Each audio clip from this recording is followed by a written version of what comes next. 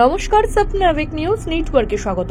বেশ কিছু মদ্যপ যুবকের সঙ্গে বচসা, দাদাকে বাঁচাতে গিয়ে আক্রান্ত ভাই, মারধরের জেরে ভাঙল দাঁত ও বুকের পাঁজরের হাড়। পানিহাটি পৌরসভার অন্তর্গত সোদপুর জয়প্রকাশ কলোনি এলাকার ঘটনা। উল্লেখ্য, পাড়ায় রক্তদান শিবির চলাকালীন বেশ কিছু মদ্যপ যুবক অভব্য আচরণ করায় তার প্রতিবাদ জানিয়েছিলেন ওই অঞ্চলের বাসিন্দা জয়মঙ্গল প্রসাদ রায়। মদ্যপ যুবকেরা জয়মঙ্গলের ওপর চড়াও হলে ঘটনাস্থলে যায় ভাই শুকলাল প্রসাদ রায়। এরপরেই তাকেও রাস্তায় ফেলে বেধড়ক মারধর করা হয় বলে অভিযোগ। আমি গিয়ে দেখলাম আমার স্বামীকে শুয়ে ফেলে মারছে 3-4 জন মিলে।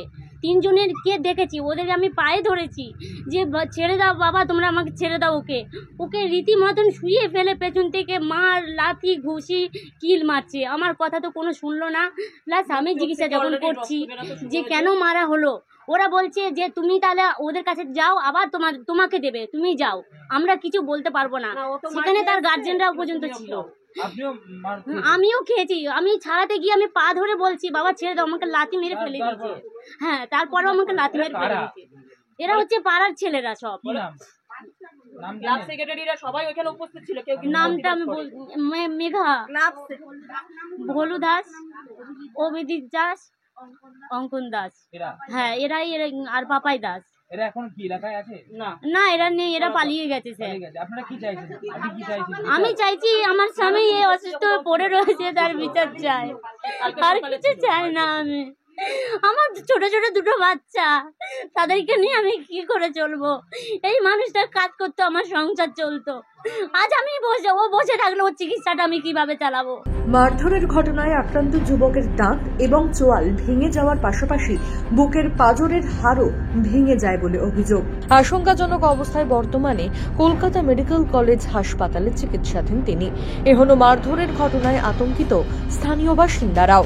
আমাদের এখানে একটা সাংস্কৃতিক প্রোগ্রাম ছিল, রক্তদান ছিল। সেই রাত্রি 1:30-2 নাগাদ প্রোগ্রাম চলছিল। তখন গেছিল ও দাদাকে ডাকতে। ও দাদাকে ডাকতে যাওয়ার পূর্বে ও যখন দাদাকে ডাকতে গেছে তখন দেখছি ও দাদাকে মারছে অলরেডি। কেন সেটা মারছিল হয়তো কি কারণে, সেটা আমরা তো তখন প্রোগ্রাম দেখছিলাম, আমরা পুরো ঘটনাটা জানি না। এবার ওই ও দাদাকে দেখতে নিয়ে মারছে বলে ও তাড়াতাড়ি করে দাদাকে বাঁচাতে গিয়ে ও টেনে নিয়ে আসতে চেয়েছিল।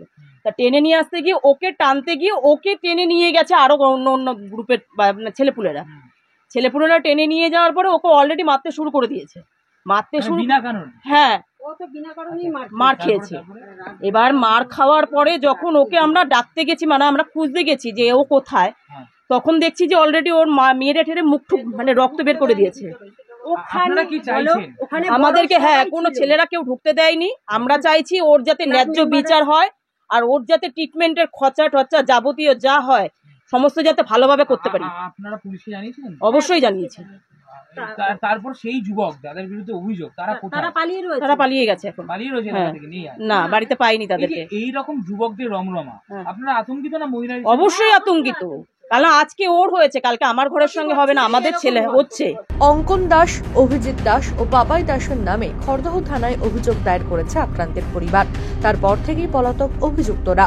দোষীদের শাস্তির দাবিতে সোচ্চার আক্রান্ত যুবকের পরিবার সহ প্রতিবেশীরা।